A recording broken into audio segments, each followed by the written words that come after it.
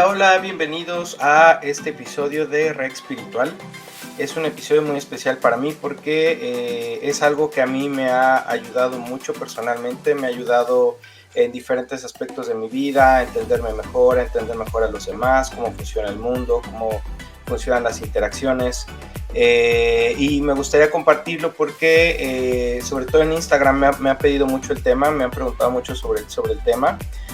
Hay personas que entiendo que se han querido acercar a esta sabiduría, pero a veces es un poquito complicado, a veces es porque uno lo hace complicado, a veces es porque el medio así lo pone, pero es por algo, es por alguna razón, para cada quien es diferente.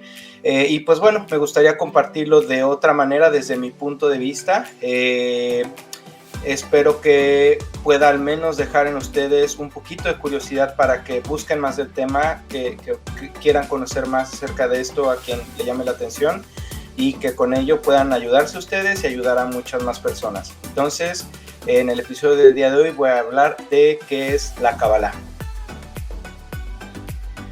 Bueno, estuve buscando definiciones en internet de qué es la Kabbalah.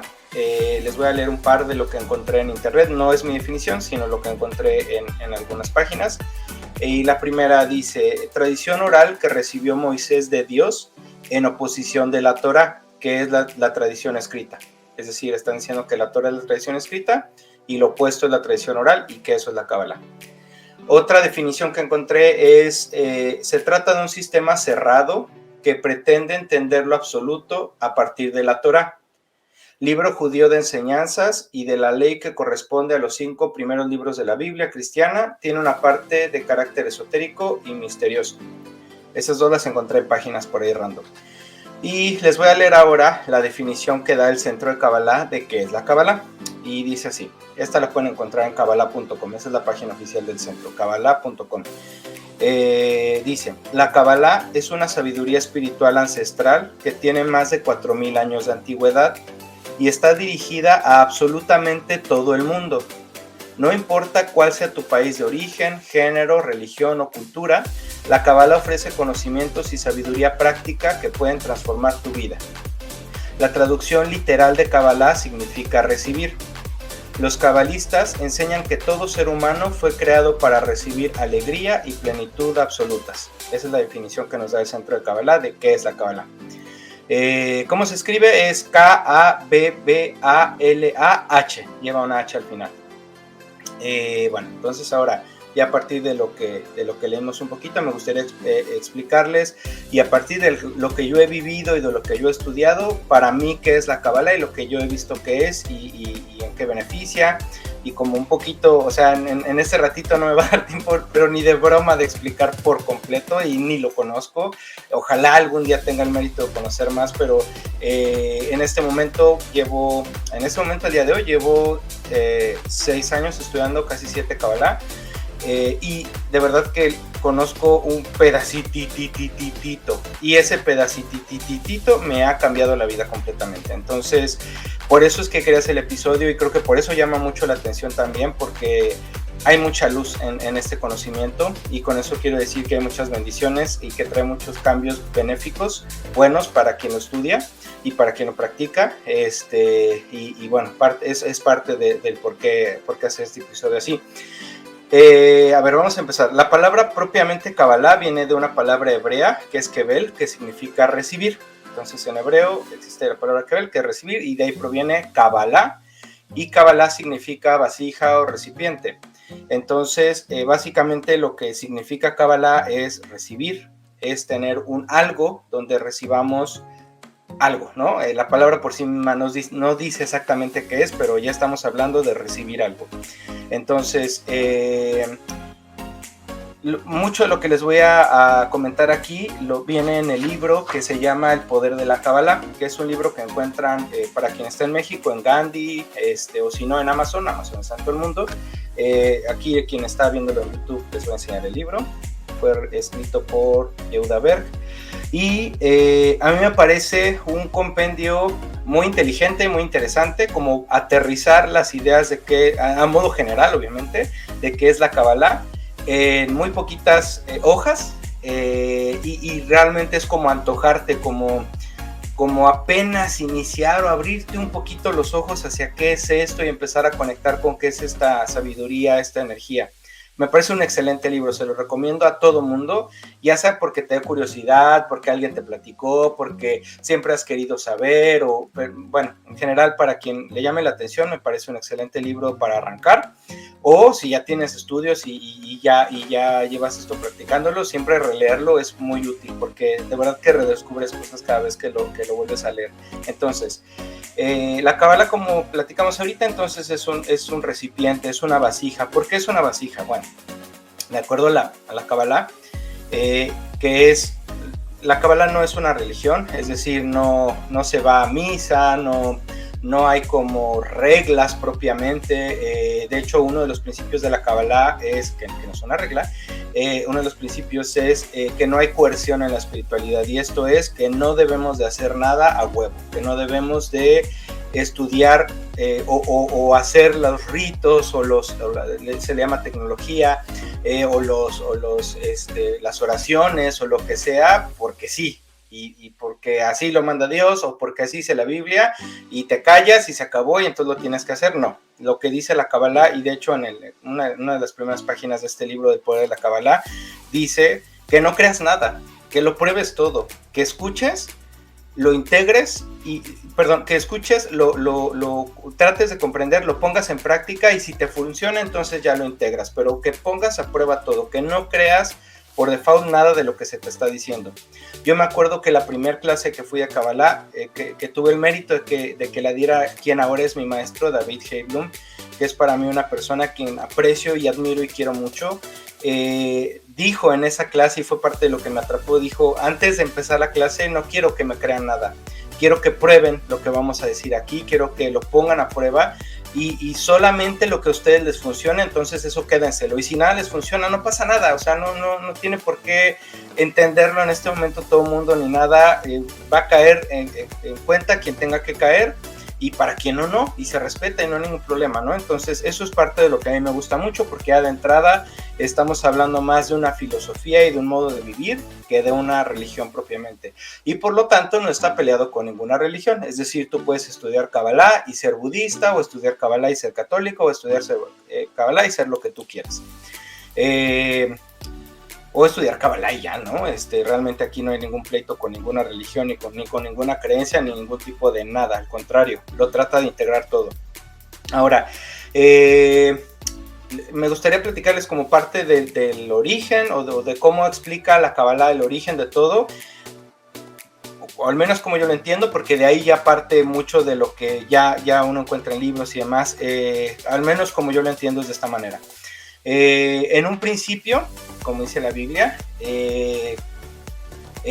dentro del no espacio y el no tiempo, porque ahí estábamos todos, nos encontramos nosotros todos, o sea, imagínense que estábamos todos pegaditos, como almitas pegaditos, porque no existía el cuerpo físico, entonces estábamos pegaditos junto a Dios. Entonces éramos una sola cosa con Dios, imagínense como una esfera, o como lo que ustedes quieran, un ente que está pegado literalmente a Dios, ¿no? Que en la Kabbalah se le llama luz, la luz, o el creador, no se le llama Dios, pero no es porque no se le quiera llamar Dios, sino es como el modo de llamarlo, ¿no? O sea, quien le quiere decir Dios, llámele Dios, quien le quiere decir Jesús, o quien le quiera decir como le quieran decir, pero lo que quiero que entiendan es esa idea de que la luz, Dios, el creador, el que todo lo ve, el todopoderoso, está pegadito con nosotros, y entonces nos daba todo. Y entonces, si nosotros queríamos una manzana, automáticamente la teníamos. Solo teníamos que pensar que queríamos la manzana y ya la teníamos, por decir algo, ¿no? O sea, lo estoy tratando de explicar como yo lo he aprendido, porque realmente pues no existían las manzanas propiamente en ese universo, ¿no? O sí existían, pero pues no estaba limitado por nuestros 5 sentidos, no estaba limitado por lo que ahora entendemos, sino que era mucho más amplio que eso. Pero aterrizándolo al mundo de día a día, imaginemos que queríamos una manzana y nos la daban, queríamos un chocolate y nos lo daban, ¿no? Y entonces de esa manera teníamos absolutamente todo lo que queríamos con tan solo pensar. Y eso lo que ocasionó fue un concepto que en la Kabbalah se llama pan de la vergüenza, que básicamente es cuando a ti te dan todo, sin pedirte nada a cambio, sin que te cueste trabajo, sin cobrártelo, de algún modo, lo que genera es eso, que es que quien recibe no se siente merecedor de lo que está recibiendo, porque quien recibe quiere hacer algo a cambio, o quiere dar, quiere retribuir de algún modo lo que se le está dando. Pero ¿qué le puedes dar a Dios? ¿Qué le puede retribuir a Dios? Dios es todo, Dios lo tiene todo. Entonces, a partir de este concepto, lo que explica la Kabbalah es que nosotros los que recibíamos, decidimos consciente y proactivamente, es decir, sin que Dios nos dijera lo tienes que hacer, sino que nosotros mismos dijimos, yo ya no quiero esto y ahora quiero ganarme tu luz, quiero ganarme las bendiciones que me estás dando. Y para ello me tengo que separar tantito de ti, o sea, tengo que literalmente dejar de ser uno contigo, trabajar para ganarme entonces el regresar a ti, ¿no? Entonces, digamos que estábamos pegaditos con Dios, teníamos todo y nosotros decidimos voluntariamente separarnos de Él para trabajar y regresar otra vez a Él, pero ya no para recibir todo de modo gratuito, sino porque ya lo trabajamos, ya nos lo ganamos, ya nos lo merecemos y ahora sí, entonces ya no existe eso del pan de la vergüenza, ¿no? Porque ya de algún modo ya lo pagué, ya lo trabajé, ya hice un esfuerzo para que ahora sí ya me des todo como lo tenía antes, ¿no? Entonces, como Dios no tiene la naturaleza de recibir y no lo podemos cambiar, entonces lo que podemos cambiar es a nosotros y entonces lo que decidimos hacer fue eso, separarnos tantito, trabajar y entonces ya volver con otra conciencia, con otra visión, a volver a recibirlo todo. Ok, esto puede sonar a un cuento, puede sonar a lo que quieran y lo pueden aplicar o creer o no creer o como ustedes quieran, pero de aquí nacen muchos de los principios de la Kabbalah. De entrada, el principio que a mí me parece más importante y el paradigma que creo que rompe con muchas de las creencias y de las religiones que al menos yo he conocido, que obviamente no son muchas porque hay miles en el mundo, ¿no? Pero, por ejemplo, cristianismo, catolicismo, obviamente, del Islam, de muchos, bueno, el Islam tiene otros preceptos también, pero en general con muchas de las creencias que se tienen es que nosotros caímos aquí, y el modo fácil de verlo también, que nosotros caímos aquí por suerte, que somos básicamente un dado que alguien aventó y pues aquí nos tocó nacer y pues con los papás que nos tocaron y yo no puedo hacer nada y yo no pedí nacer y pobre de mí y ojalá hubiera nacido rico y ojalá hubiera sido Beyoncé o Brad Pitt o lo que quieran y pues bueno, pues como no soy eso, pues soy lo que me tocó ser, pero pues yo no quería esto y entonces a partir de esa conciencia, si andamos por la vida con esa conciencia, nosotros no tenemos control de nada, nosotros somos pues unas rueditas por ahí de esas como se ven en las películas rodando en el desierto sin ninguna voluntad, sin ningún poder y si pasa el viento nos mueve el viento para donde quiere y si caemos a un río pues nos lleva el río a donde el río quiere y no tenemos ningún control y ningún poder de nuestra vida y básicamente somos una ruedita de desierto que rodamos y rodamos y rodamos hasta que nos deshacemos. Esa es una visión muy común de la vida y creo que es una visión muy fácil, con la que conectamos muy fácil. Y la visión que propone la Kabbalah y también otras filosofías, no estoy diciendo que sea la única, pero estamos hablando ahorita de la Kabbalah, es que nosotros realmente tenemos control de nuestras vidas, de lo que pasa en ellas, de quiénes somos, de por qué estamos aquí, de que tenemos una razón y un sentido del por qué estar aquí, de que hay razones para que haya enfermedades, para que haya pobreza, para que haya guerras, que se originan de nuestros mismos actos, de nuestra misma conciencia, y que hay razones para estar felices y hacer fiesta y disfrutar y apreciar y reírnos. También hay razones, ¿no? Para eso. Entonces, creo que este es el gran paradigma que parte cómo vivir. Podemos vivir con la conciencia de decir, nosotros somos esa ruedita del desierto que básicamente alguien aventó los dados y pues ahí caí, pues ahí a ver cómo me va tratando la vida, o yo decidí estar aquí por alguna razón, puedo hasta cierto punto conocer cuál es esa razón de que yo esté aquí, y entonces perseguir ese objetivo, ir hacia ese objetivo, entender que lo que pasa en mi vida no es casualidad, no es suerte, y más bien tratar de ver para qué están esos retos en mi vida, para qué también tengo esas bendiciones en mi vida, y aprovecharlas al máximo para mí y para los demás.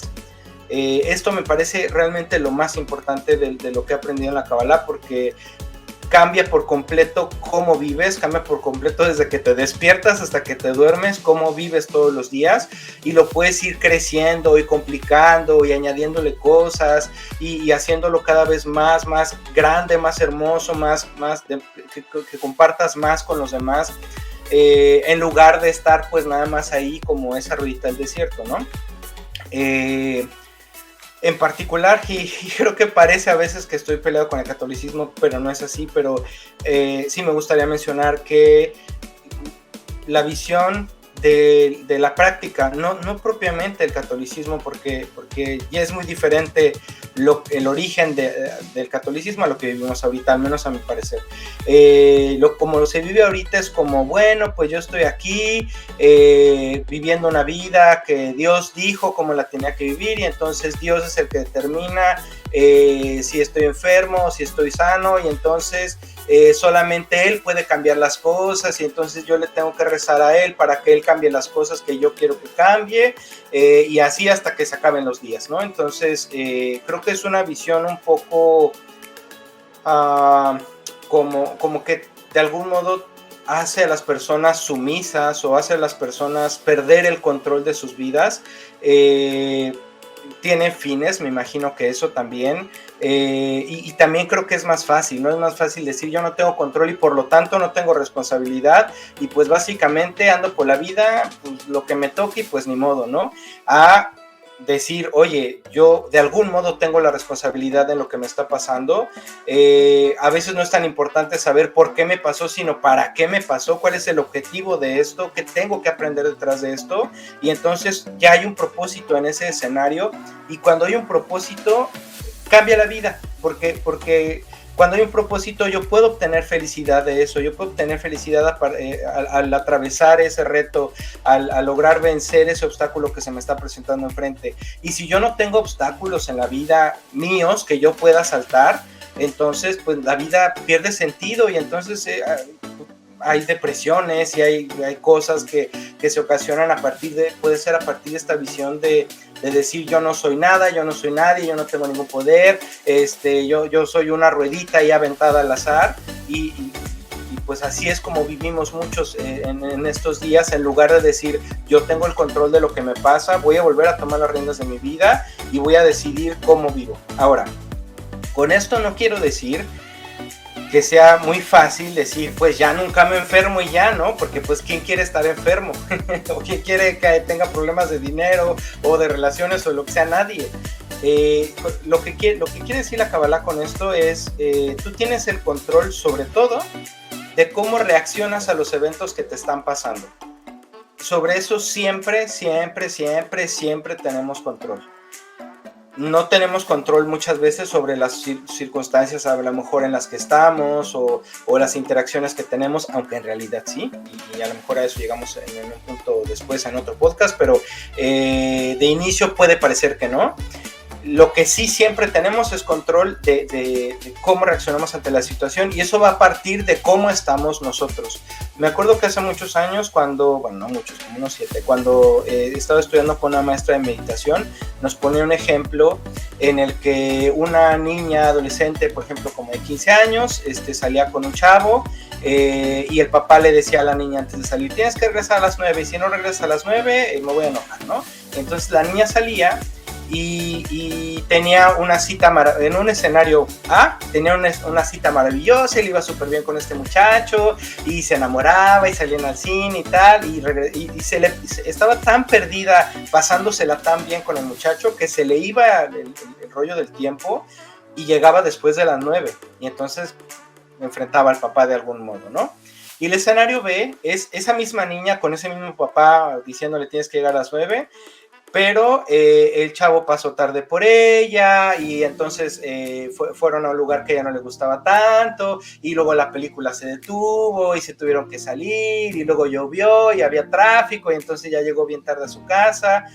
Entonces en el escenario A, el papá regaña a la niña porque llega tarde, pero a la niña básicamente ni lo pela. La niña está sonriendo, está enamorada, está pensando en el muchacho y ya lo quiere volver a ver y cuándo será su siguiente cita. Y aunque el papá la castigue o la regañe o lo que sea, ella va a ser muy feliz ese día y muy probablemente el día que siga, porque ella va a estar completamente conectada con otra cosa que no es el regaño. En cambio, en el escenario B, en el que no le fue tan bien con el muchacho o en la cita en general, el papá la enfrenta y pues se van a poner a pelear, ¿no? Porque pues ella está enojada, está harta, le fue mal con el muchacho, el papá está enojado porque él advirtió y que le iba a regañar y pues tiene que cumplir, y entonces la regaña y ella no se deja y entran en un tema que es completamente opuesto al del escenario, ¿no? Donde la niña estaba muy contenta. Entonces, esto básicamente es un ejemplo de que es la misma situación, bueno, es la misma niña, el mismo papá, el muchacho, el escenario de la cita y demás, pero cuando las circunstancias cambian de algún modo, es más fácil conectar con una energía o con otra, y entonces enfrentar una situación con el mismo papá de un modo o de otro modo. Siempre podemos hacer frente a las situaciones que se nos presentan de diferentes maneras y nosotros decidimos cómo. No estoy diciendo que sea fácil, no estoy diciendo que sea un regalo y listo y vamos todos por unas cervezas, no. A veces cuesta muchísimo trabajo, hay que atravesar por dolor y sufrimiento, pero sí se puede. Es básicamente, yo creo, para mí al menos, la gran enseñanza de la Kabbalah. Decir, o soy una ruedita del desierto, o yo tengo el control de mi vida. ¿De qué tengo control? De cómo reacciono ante las cosas. Y entonces eso cambia completamente cómo enfrento el mundo. Y la gran maravilla y el gran milagro de esto es que el mundo reacciona a eso. Y entonces cuando lo pones a prueba y empiezas a reaccionar diferente a las circunstancias que se te están poniendo enfrente, el mundo parece que cambia y el mundo ya no es tan duro y ya no pasan las cosas como yo esperaba que pasaran, empiezan a cambiar las personas, cómo me hablan, cómo me acerco yo a las personas, las circunstancias en las que estoy empiezan a cambiar y entonces el mundo empieza a verse diferente, pero en realidad es porque yo estoy cambiando internamente. Ese creo que es el gran paradigma y el gran cambio contra muchas religiones, contra muchas creencias, muchos dogmas, que lo que hacen es decir, tú no tienes control, Dios tiene todo el control y entonces tú lo tienes de algún modo que ceder a la iglesia o a la institución o a Dios o a otra cosa que no eres tú, y entonces pues bajo ese escenario es muy difícil poder reaccionar diferente.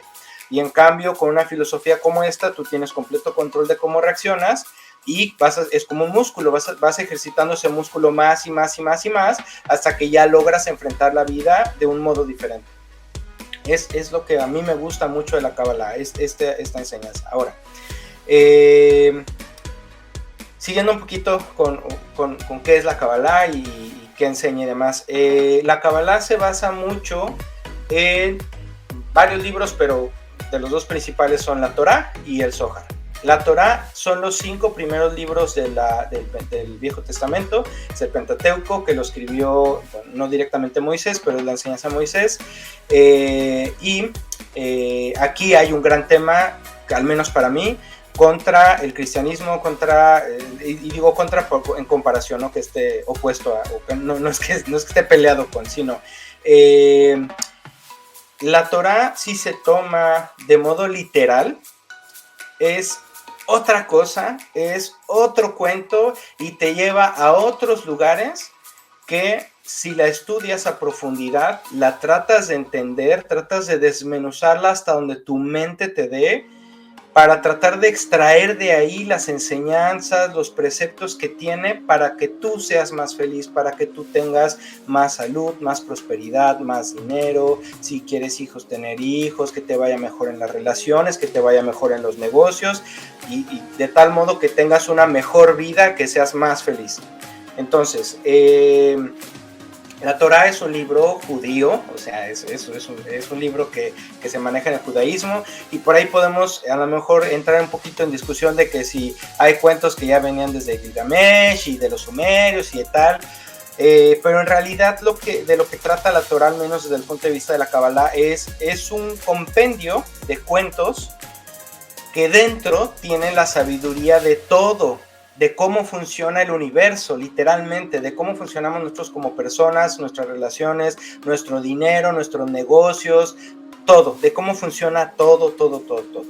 Pero está encriptado, está como con velos, como encriptado, y entonces uno tiene, para poder sacar los secretos que contiene la Torá, uno tiene que estudiar y uno tiene que de algún modo irse ganando el poder extraer esos pedazos o esa sabiduría que hay ahí para poder aplicarla. ¿Por qué está encriptada? Oye, ¿por qué no nos la pusieron tan fácil? Y mejor no estaba así como literalmente haz esto o no haga el otro, era más fácil, ¿no? Claro, era más fácil. Y entonces aquí volvemos al principio de por qué estamos aquí. Nosotros pedimos trabajar para ganarnos la luz. Y entonces si la luz nos daba la Torá de un modo más explícito, más simple, más lineal y sencillito, pues íbamos a volver al esquema 1, que era la luz me da todo y ya. Entonces, como nosotros no estamos aquí para que la luz nos dé todo y ya, sino más bien para trabajar para ganarnos esa luz, entonces por eso la Torá está encriptada y hay que trabajar, hay que estudiar para poder sacar los preceptos, las enseñanzas, las reglas que hay ahí. Ok, entonces una vez entendido esto, la Torá entonces es un libro que contiene enseñanzas, preceptos, consejos, reglas para que todos vivamos mejor. Para poder extraerlos hay que estudiarla, hay que trabajar, hay que aprender otras cosas para poder extraer la información de ahí. Ahora, en el pasado solamente tenían acceso a esos estudios rabinos, hombres que tenían al menos 40 años, casados y que llevaran muchos años estudiando la Torá. Es decir, solamente ellos podían tener el mérito, el acceso a entender o a leer esos secretos, esas reglas que había en la Torá, y por lo tanto era muy limitado y era muy difícil acceder a ello, ¿no? Ahora dirán, bueno, pues es que qué buen rollo los judíos que hacen eso, pero yo no conecto con eso además, pero en realidad estos preceptos aplican para todo mundo, no son solo para ellos, sino deberían de ser para todo el mundo. Y entonces hay un linaje de cabalistas que bueno, han pasado muchas cosas ahí, pero en 1922 hubo un rabino que dijo ya, esto se tiene que liberar y lo tiene que conocer todo el mundo, no solo los rabinos mayores a 40 años y demás, sino es para todo el mundo, es para los niños, es para las mujeres, es para los solteros, es para todo el mundo.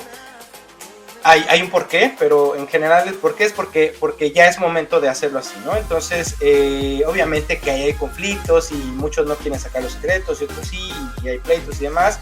Y se funda el Centro de Kabbalah, que es al final el que se encarga como de diseminar este conocimiento para todo el mundo, y por eso es que hoy tenemos el Centro de Kabbalah y al que todos podemos tener acceso. Ahora, ¿de dónde sacaban esa información los rabinos que hacían eso? Hay un libro que se llama Zohar, literalmente significa resplandor. Fue escrito en arameo entre el siglo I y II. Entre el siglo I y II vivió un rabino súper elevado, el Rabbi Shimon Bar Yochai, que tuvo el mérito de recibir la información de este libro que se llama Zohar. Después, entre su hijo y sus discípulos, ellos escribieron ya, ahora sí el Zohar en un libro, o sea, en físico, para que lo tuvieran disponible físicamente. Después el Zohar se escondió durante muchos siglos, hasta el siglo XIII, y apareció en España. Esto también es previsto por el Zohar. Y de ahí ya, entonces ahora sí ya se conoce más y pueden acceder a él más personas. Por ejemplo, Cristóbal Colón tenía un Zohar, Newton tenía un Zohar. Ese Zohar de Newton lo puede ir a ver todo el mundo, está en la Universidad de Cambridge y está ahí sus cositas que él sabe, sus notas y demás, y está su Zohar. Entonces el Zohar ha existido desde hace mucho tiempo y contiene revelaciones, digamos que es como que a este rabino le dieron el mérito de entender qué contenía la Torá, cuáles eran muchos de esos secretos y extraerlos para poder transmitirlos en este libro. Ahora, este libro aún así está encriptado, pero digamos que ya está un poquito más entendible para nosotros humanitos normalitos, pero de todos modos hay que estudiarlo y de todos modos hay que hacer un esfuerzo por entender qué hay ahí. Y para eso sirve mucho que un maestro te guíe o te ayude. Digo, habrá personas a lo mejor por ahí que tengan el mérito de leerlo y entender lo que dice ahí. A veces no es necesario leerlo, solamente escanearlo. Ahorita explico a qué me refiero con eso, pero básicamente el Zohar contiene la sabiduría de la Torá, digamos que traducida un poquito, bajada a un lenguaje más asequible para nosotros. Hubo un cabalista que además al Zohar lo tradujo del arameo al hebreo. El Zohar originalmente está escrito en arameo. ¿Por qué en arameo? Porque es el único lenguaje, de acuerdo a esta tradición, que conecta directamente con Dios. Es decir, no ningún ángel, ninguna energía negativa ni positiva puede como meterse en esos mensajes que están escritos en arameo, sino directamente son entre la persona que lo está leyendo o escaneando y Dios. Entonces por eso se escribió originalmente de esa manera, porque era un mensaje entre la luz y los humanos. Después este cabalista lo tradujo al hebreo y de ahí ya ha habido traducciones a otros idiomas. Si uno lee el Zohar tal cual, es un poco complicado de entender. Hay algunos versos a lo mejor que son un poquito más entendibles, como más fáciles de entender hasta cierto punto, y hay otros que sí están todavía muy encriptados. Pero por eso sirve mucho estudiar para ir entendiendo un poco más qué dice ahí, y lo importante de eso es extraer los conocimientos, extraer las enseñanzas, los consejos que contiene para vivir mejor. Entonces ahí están contenidas todas las reglas de cómo funciona básicamente todo. ¿A qué me refiero con básicamente todo? Todo, la comida, el matrimonio, las casas, las energías positivas, negativas, femenina, masculina y demás. Y entonces esto lo que hace básicamente es traducir estos cuentos que existen en la Torá. Les estoy llamando cuentos con mucho respeto, no es que sea un cuento inventado, sino que es un relato, un modo de contar algo. Los toman, los traduce a un lenguaje más asequible, pero de todos modos hay que estudiar, no es como que uno lea como si fuera una novela y listo y se acabó. No, sí requiere estudio, o acercarse a alguien que ya haya estudiado eso y que pueda facilitar mucho más la información. Ok, ahora, la Torá, por ejemplo, está escrita con letras hebreas. Y de ahí lo que se dice es que a la Torá no se le puede cambiar ni un punto ni una coma. Y de ahí lo heredamos hasta, por ejemplo, mi mamá dice que a la Biblia no hay que tocarla porque ni un punto ni una coma se puede alterar. Y estoy de acuerdo en que hay que respetarla, pero ¿por qué a la Torá no se le puede cambiar ni un punto ni una coma? De hecho, la Torá se le escribe sobre unas como hojas hechas con piel de cerdo. Y las personas que los escriben, los escribanos, los que escriben la Torá sobre estas hojas de piel, tienen que tener una conciencia y hacen oraciones y hacen años y años y años de estudio para poder hacer una sola Torá. Es decir, lleva años hacer una sola Torá. ¿Por qué? Porque cada letra y el orden en el que están puestas y los tamaños, incluso hay partes de la Torá que las letras están como rotas, como que hay espacio entre, imaginémonos, no sé, por ejemplo la letra L que conocemos en el español, imaginemos que está escrita como una rayita y luego hay un espacio y luego sigue para terminar la L, sigue la rayita. Entonces eso significa algo. El que una letra esté más grande que las demás significa algo.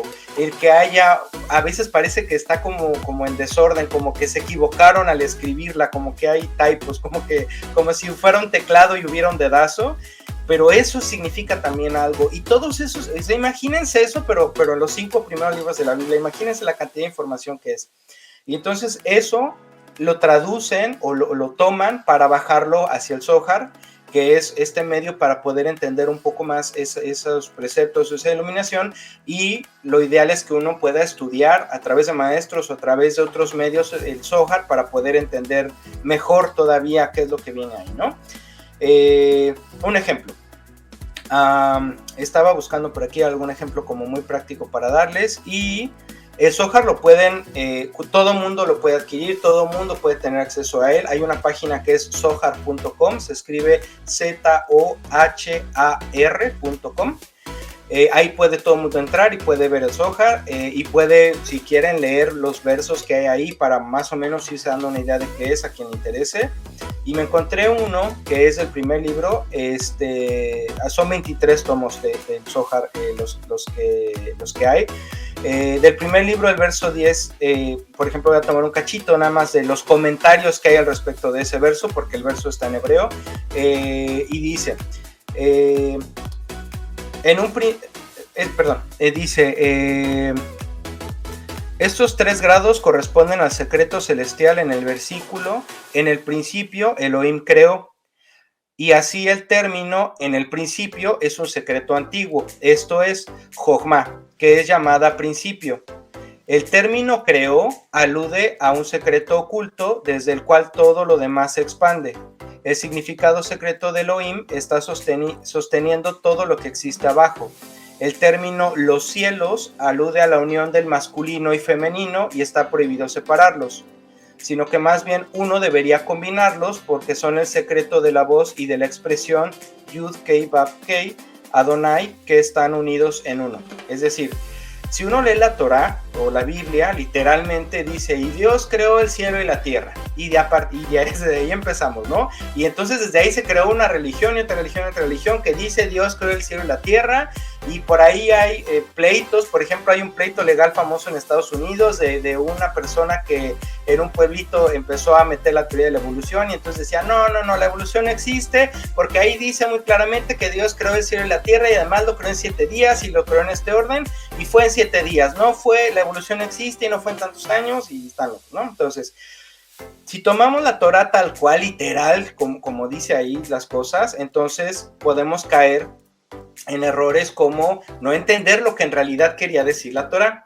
De hecho, no me acuerdo si fue Rabbi Shimon o otro cabalista muy elevado el que dijo, a quien lea la Torah al pie de la letra, digo, lo dice así, pero tiene otro significado, no lo tomen así, por favor, pero dice, más le hubiera valido, no me acuerdo si dice no nacer o no existir, algo así, pero no es a modo de agresión, sino es como, oye, cambia, porque no deberías de tomar la Torah literalmente. ¿Por qué? Porque si la tomas literalmente te quedas con un pedacitito minúsculo de lo que en realidad quiere decir ahí. Lo que les acabo de leer, lo que está haciendo es tomar una línea, si quieren, de la Biblia, de la Torá, y empezarte a explicar qué significa cielo, qué significa Elohim, qué significa en el principio. Es decir, empieza a desmenuzar todos los pedazos de este primer renglón nada más de la Biblia, y entonces empieza a hablar de qué significa cada una de las palabras, por qué están puestas en ese orden, qué energía tienen y demás. El Zohar está escrito como si fueran conversaciones entre maestros, entonces es muy común, si alguien quiere entrar a zohar.com y empezar a ver eso, es muy común encontrarte con que un rabí dice algo y otro rabí le contesta, y luego exponen los dos una idea, y luego llega otro y demás. Entonces es como una plática entre maestros, y realmente es como que ellos van de algún modo tomando esos pedacitos, cada uno de los pedacitos de la Biblia, y los van explicando y van diciendo, esto significa esto tiene relación con el otro, esto está puesto de esta manera por tal razón. Y entonces, por ejemplo, hay términos como femenino y masculino, o hombre y mujer, que si tomamos literalmente, pues acabamos con fundamentalismos como los que vemos en el mundo, ¿no? De que la mujer es menos, o que no tiene derechos, o muchas cosas tontas, cuando en realidad, por ejemplo, esos términos de femenino y masculino, de acuerdo a lo que explica el Zohar y la Kabbalah, es que todos los aspectos femeninos, o sea, lo que a veces en la Biblia llama mujer, es el deseo de recibir para uno mismo.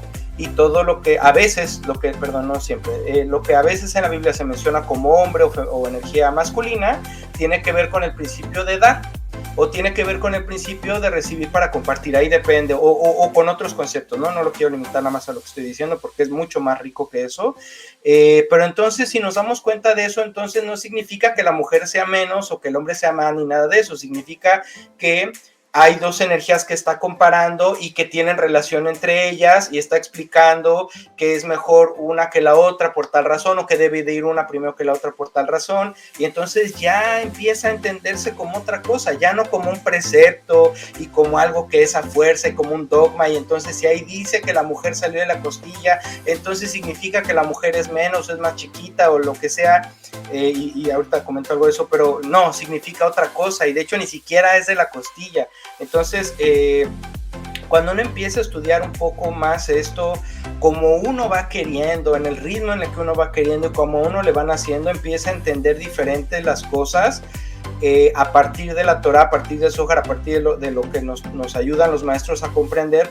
Pero lo importante de esto para mí es cómo traduzco esto a lo que yo vivo diario, cómo traduzco esto a que cuando alguien se me atraviese en la calle, voy manejando y se me atraviesa un coche y se me cierra, yo no me enoje o yo reaccione de manera diferente a como usualmente reacciono.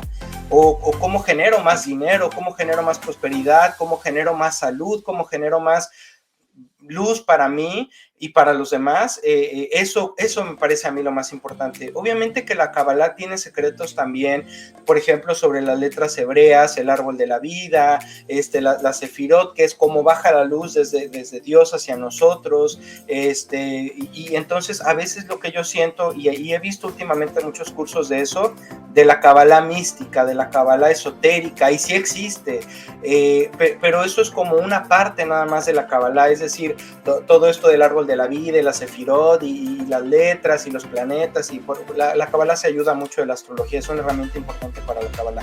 Entonces, si nos quedamos nada más como con eso, yo lo que pienso es que nos estamos quedando muy cortitos, y como que estamos llegando nada más a entenderlo a un nivel místico, y habrá quien le sirva y habrá a quien eso le cambie la vida, está muy bien, pero creo que a la mayoría de nosotros nos viene mejor entender cómo tener mejor una relación de pareja, o cómo tratarnos mejor entre nosotros, o cómo, no sé, alguien que sea muy superficial, y no es juzgándolo, sino alguien que quiera mucho dinero, cómo haces más dinero, ¿no?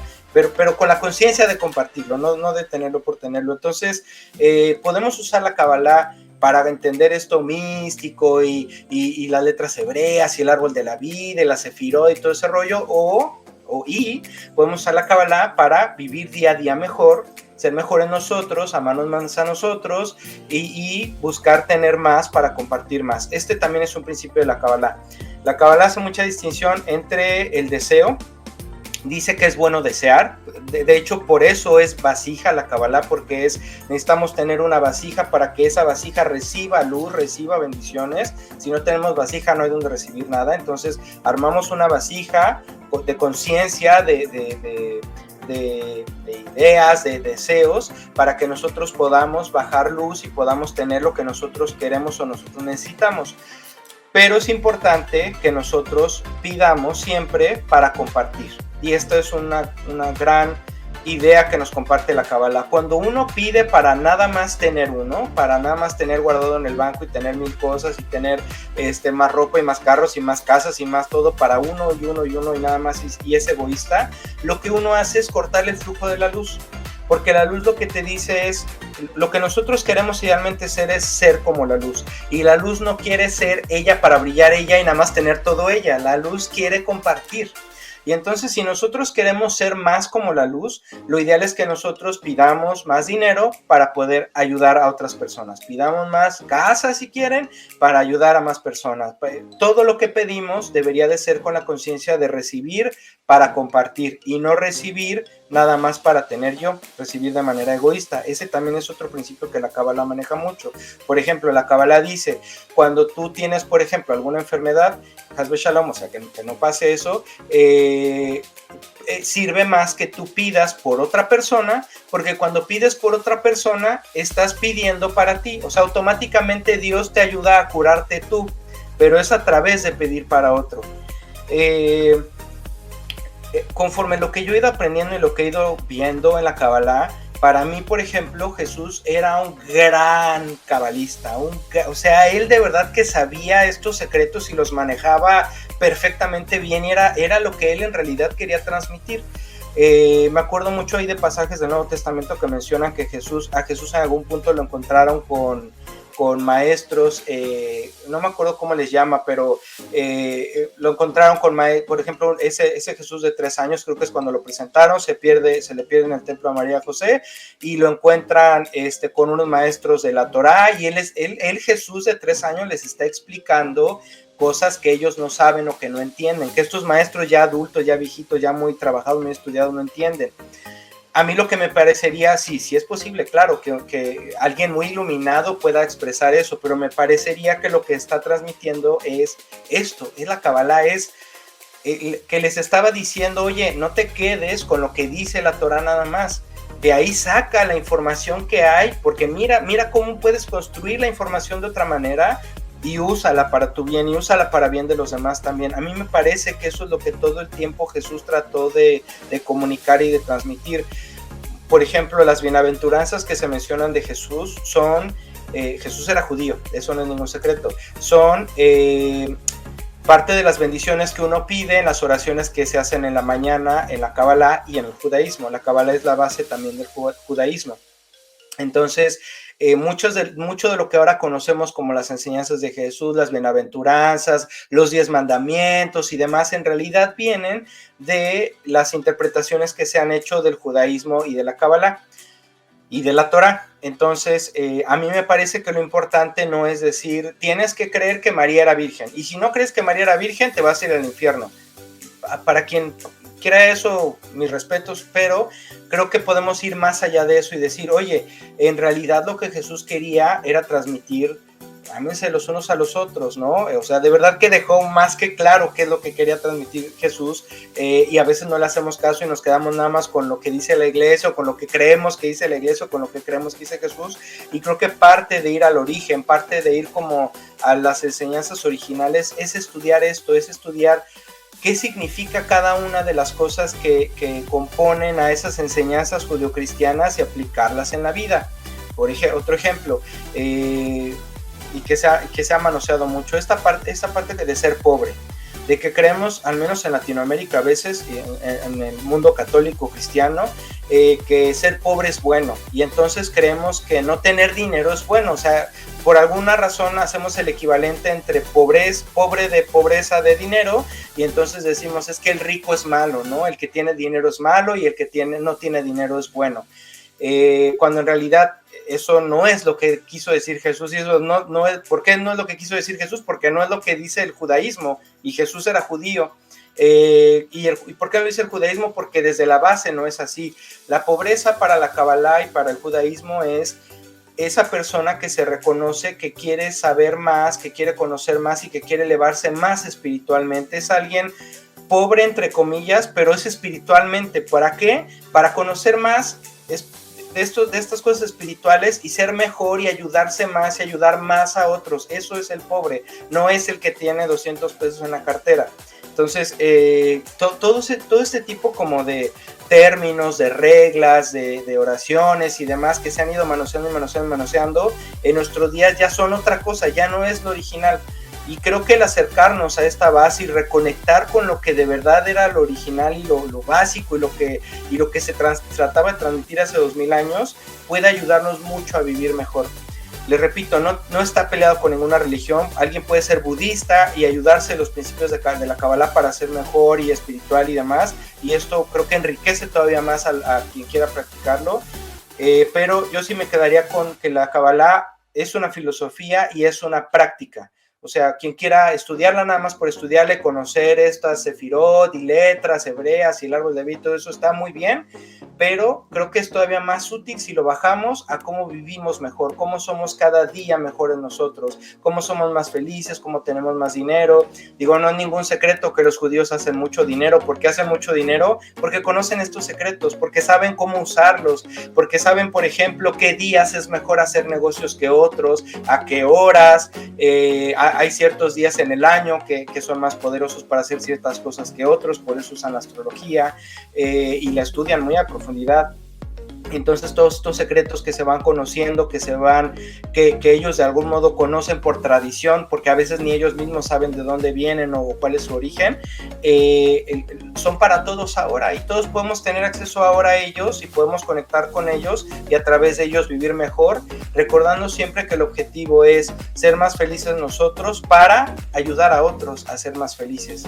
Y si ese es el principio, creo que no hay nada malo en ello, y creo que vale la pena hacer un intento por a quien le vibre esto y a quien sienta que esto está padre y que quiera conocer más. De verdad les recomiendo mucho, acérquense al Centro de Kabbalah.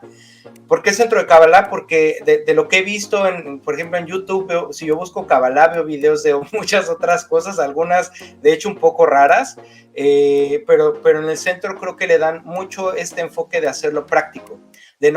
Claro que hay clases en el Centro de Kabbalah de conocer la Sefirot y todo eso, sí las hay, pero también hay clases, por ejemplo, hay círculos de mujeres en donde platican, en donde sí hacen a lo mejor algunas oraciones y todo eso, quien las quiera hacer, no es nada obligatorio, pero también se ayudan a explicar cómo aplicar estos conocimientos en la vida diaria, en el matrimonio, con los hijos y demás. Entonces, me gusta mucho este enfoque que tienen de hacerlo práctico, porque al final del día es a lo que venimos, a trabajar, a vivir nuestra vida de la mejor manera posible, y por lo tanto a mí la Kabbalah me parece una herramienta muy poderosa y muy interesante. Se la recomiendo a todo el que le haya vibrado, el que tenga la cosquillita como de qué es eso, como que sí quiero entender un poquito más, dar un paso más, les recomiendo mucho acercarse al centro. Por ejemplo, en Kabbalah.com hay una membresía de comunidad con la cual pagas creo que $48 al mes y tienes acceso a todos los videos, a todos los audios, a todas las clases de todo lo que está grabado ahí. Tienes precio especial para las clases presenciales muchas veces, y entonces de esa manera puedes tú conocer más. No hay como no es como que haya como niveles, exacta, o sea, sí hay niveles en las primeras clases, pero no es como que tengas a fuerza solo que conocer una cosa. Lo que sí recomiendan es tomar los 3 primeros niveles, que es Kabbalah 1, 2 y 3, pero es como para que conozcas las bases de la Kabbalah, y a partir de ahí ya tú estudia lo que quieras, como quieras, al ritmo que quieras, en los días que quieras, como a ti se te antoje, como tú y tu alma lo vaya necesitando. Entonces hay, por ejemplo, quien estudiará, no sé, de dinero y de economía y de prosperidad, y habrá quien estudie de familia y de relaciones y de hijos, y habrá quien estudie de otras cosas, ¿no? Entonces me parece que es muy rico, que es muy vasto lo que hay ahí. Me parece que es un enfoque muy práctico, muy pragmático para vivir el día a día mejor. Y pues sí, se lo recomiendo mucho que se acerquen. Por favor, si tienen dudas, comentarios, si quieren que hable más del tema, o enfocado a alguna cosa que yo, al menos que yo conozca, con mucho gusto se los ofrezco. Pongan en los comentarios en YouTube, sobre todo es donde se pueden dejar más los comentarios. Canales igual, si me están escuchando por algún otro medio, es AstroRex72, igual que en Instagram, en TikTok y en todos lados. Contáctenme, escríbanme quien quiera saber más del tema, y si yo lo sé, con todo gusto se los comunico. Y si no, pregunto, y también me gusta aprender de lo que no conozco, porque es mucho. Entonces, espero que a alguien le sirva, que alguien conecte, que alguien se ayude y ayude a otros, y nos vemos a la próxima. Muchísimas gracias por escucharme. Hasta luego.